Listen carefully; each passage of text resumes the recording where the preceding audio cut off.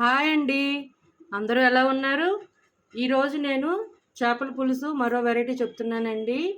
ఇవాళ నేను తీసుకుంది ఫిష్ ముల్లెట్ అండి. ముల్లెట్ ఫిష్ ఇది మా సైడ్ అయితే బొంతలు అంటారు. నేను 1 కేజీ ఫిష్ తీసుకొని శుభ్రంగా పసుపుతో శుభ్రంగా కడుక్కొని పక్కన పెట్టుకున్నాను. దీనికి కావాల్సింది చింతపండు పులుపు అండి. దీనికి టమాటా ఏది యూజ్ చేయం కాబట్టి చింతపండు పులుపు కొద్దిగా ఎక్కువగా కావాలి. నేను ఒక పెద్ద నిమ్మకాయ సైజు అంత చింతపండుని నానబెట్టుకున్నాను. 2 పెద్ద ఉల్లిపాయలు పేస్ట్ లాగా చేసుకున్నాను. కొత్తిమీర కొంచెం, ఇది వెల్లుల్లి రెబ్బలు ఒక 10 నుంచి 12 దాకా రెబ్బలు తీసుకున్నాను. గ్రైండ్ చేసి పక్కన పెట్టుకున్నాను. మెంతులు పౌడరు, వేయించి పెట్టుకున్న మెంతుల పౌడర్ 1 టేబుల్ స్పూన్, కారం 3 టేబుల్ స్పూన్లు, ఉప్పు తగినంత, పసుపు 1/2 టేబుల్ స్పూన్, పచ్చిమిర్చి 5 నుంచి 6 చీలికలుగా కట్ చేసుకున్న, కరివేపాకు 2 రెమ్మలు, వెన్న కొంచెం,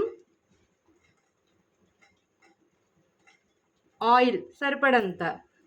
ఈ చేపలు ఏంటంటే ఎవరైనా తినడానికి ఇష్టపడకపోతే, చేపలు చాలామందికి నచ్చదండి తినడానికి, అలాంటి వాళ్ళు కూడా ఈ చేపలు తినడానికి ఇష్టపడతారు. అంటే ఈ టైప్ కర్రీ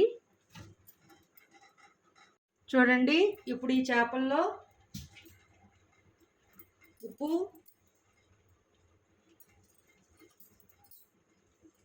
ఒక స్పూన్ లాగా వేసుకున్నాను. దీనిలోనే పసుపు, కారం, మనం మెత్తగా గ్రైండ్ చేసి పెట్టుకున్న ఉల్లిపాయ పేస్ట్, ఇది శుభ్రంగా మిక్స్ చేసుకొని దీన్ని అరగంట సేపు నానబెట్టుకోవాలండి. పచ్చిమిర్చి ఒక 3 వేసుకుంటున్నాను.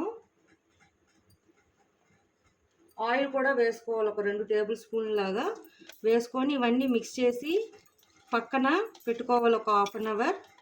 ఇదేమీ ఫ్రిడ్జ్లో పెట్టాల్సిన అవసరం ఏమీ లేదండి. ఆయిల్ వేసుకొని ఇప్పుడు మూత పెట్టేసి హాఫ్ అన్ అవర్ దాకా మ్యారినేట్ చేసుకోవాలి. ఇది హాఫ్ అన్ అవర్ మ్యారినేట్ అయింది. ఇప్పుడు దీనిలో మనం ముందుగా చింతపండు నానేసుకున్నాం కదా, దాన్ని పులుసు పోసుకున్నాం దీంట్లో. నేను ప్రస్తుతానికైతే గ్యాస్ ఆన్ చేయలేదండి.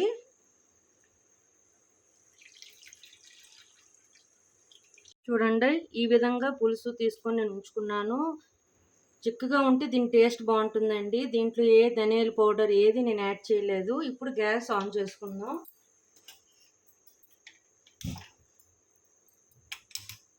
హై ఫ్లేమ్లోనే మరగడం స్టార్ట్ చేయాలండి.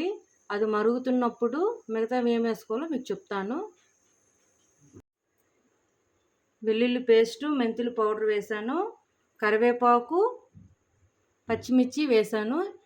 ఒక 5 మినిట్స్ ఇలా ఉడకనివ్వాలి. చూడండి, బాగా మరుగుతుంది. ఉప్పు కొంచెం సరిపోలేదు, వేసాను. టేస్ట్ అయితే చాలా బాగుందండి. మీరు కూడా ఒకసారి ట్రై చేయండి, టేస్ట్ మిస్ అవ్వకండి, చాలా బాగుంది. ఇప్పుడు దీంట్లో మనం సన్నగా తరిగి పెట్టుకున్న కొత్తిమీరని వేసేస్తున్నా. దీనిపైన మీకు కావాలనుకుంటే మీరు వెన్న యాడ్ చేసుకోవచ్చు, అది ఆప్షనల్ అండి పూర్తిగా. నేనైతే వేస్తున్నాను ఒక 2 టేబుల్ స్పూన్స్. చూడండి, నేను 2 టేబుల్ స్పూన్స్ దాకా వెన్న యాడ్ చేశాను.